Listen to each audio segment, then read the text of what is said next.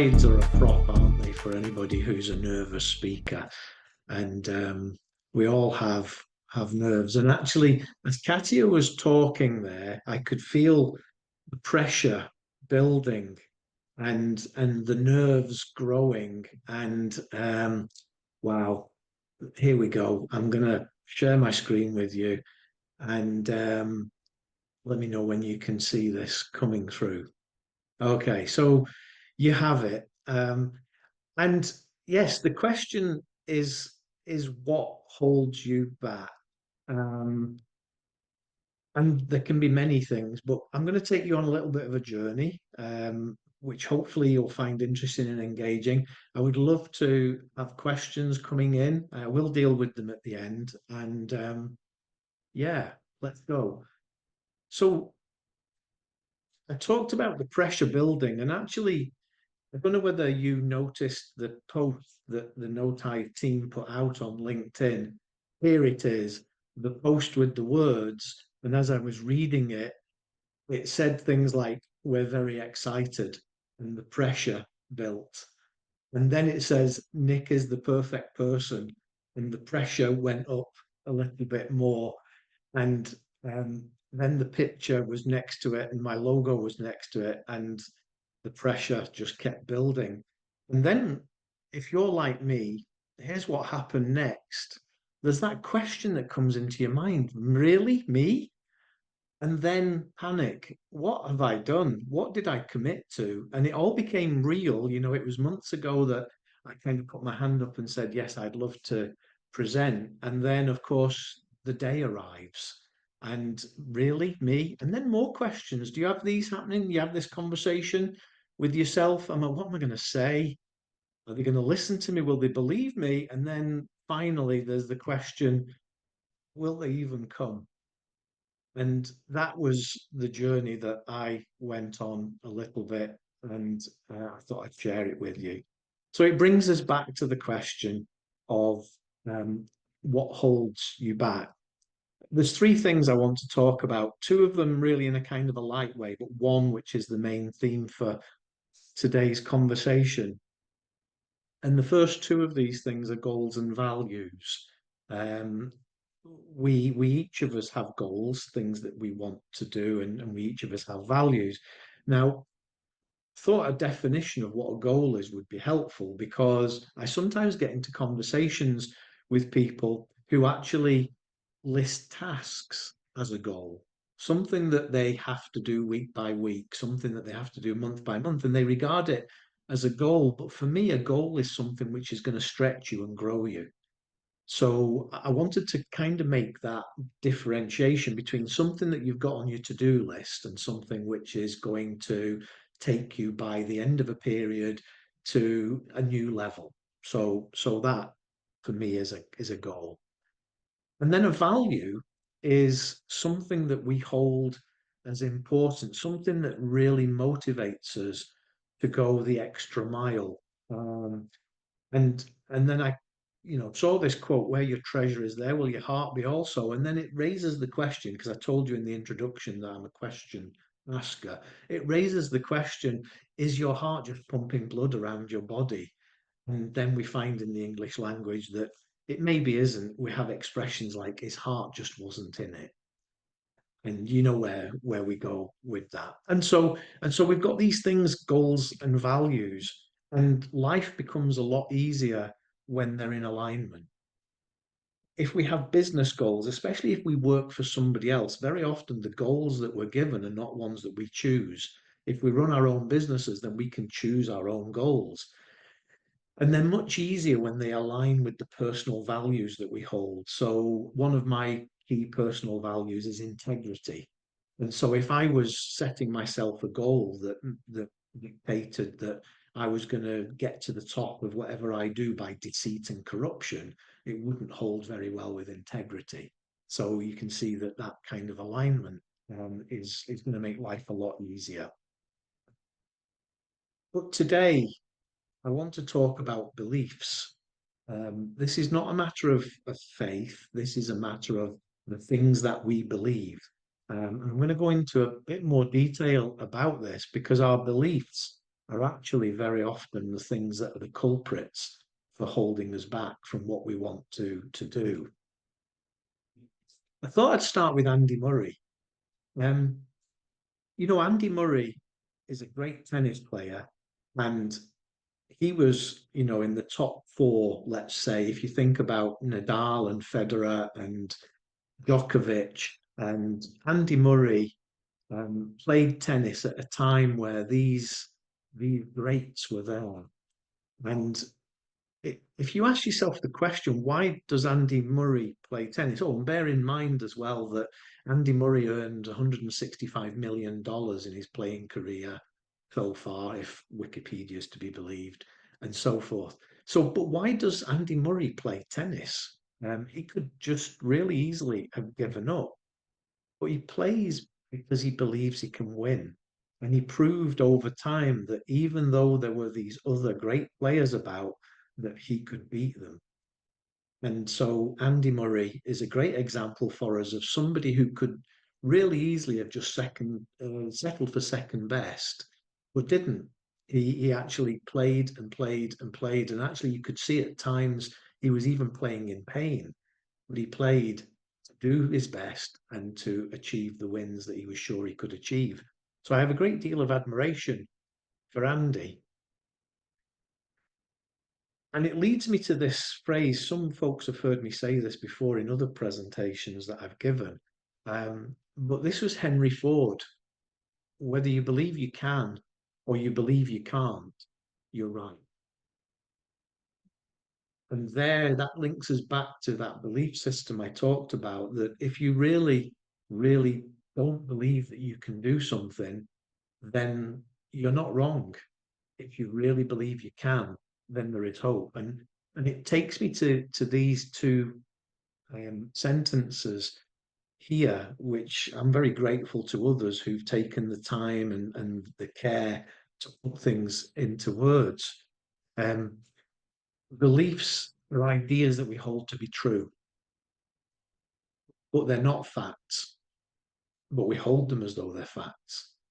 And so if you think about that, whether you believe you can or believe you can't, you're right. But sometimes we've got this thing, and I kind of link back to that conversation that I shared with you earlier on with the questions that came to my mind. And I think one of the next slides is going to take us there. The problem with our belief system is that it can actually help us and like rocket fuel, or it can actually act like a weight around us that actually just holds us back. So what we believe is really, really key. One of the things that we do in coaching is actually to go and explore what beliefs are being held. Yes, back to the things that I had earlier. So you can see that I get into a panic, I get into a bit of a tailspin, and it's not so much about putting my hand up and saying, yes, I'll do it. It's actually when the event arrives. And then I start asking myself the question, what on earth am I doing here? What am I going to talk about? And so forth. And then the final doubt is, will they even come? Well, you all came today, and I'm really grateful for that. So thank you. And here's another phrase that I'd like to share with you. Um, about our minds. We only know what we know until we actually go and explore another place. And that for me seems interesting, especially because when I take you on to, I think the next slide, yeah, I'm going to run through these here because they're examples of things that people have said to me. The first one up in the top corner, I don't know what I'm doing. This was said by someone who had successfully set up and run a business and then grown it to £750,000 a year turnover. And in a conversation said to me, don't know what I'm doing. So he had success behind him. But what he couldn't see is he couldn't see what lay ahead. And was at a point where he kind of just put his hands up and said, I don't know what I'm doing. The next one about curry, that was actually a conversation that took place 40 years ago with my wife. And she said to me one day, I don't like curry. And being a question asker, I had to ask the question, have you ever tasted curry? At which point she said no. And now we eat curry practically every week. And so going back to that last slide, that we only know what we know because we've experienced it or because that's where our mind is. But by visiting something else, somewhere else, we can actually expand everything that we know. I can't drive was said to me by somebody who had a driving license and yet didn't have the confidence to actually get behind the wheel. Um, and the last one, they won't let me, was said by somebody who was on a team and who felt as though they weren't respected, they were never listened to. And actually, it was such a shame because they were brilliant at what they did, but actually were just locked away inside themselves, believing that their opinion didn't matter. And so the belief system that we have, it can be, like I said, rocket fuel, or it can actually be something that just puts a straitjacket on us, holds us back, prevents us from actually even venturing to do the next thing.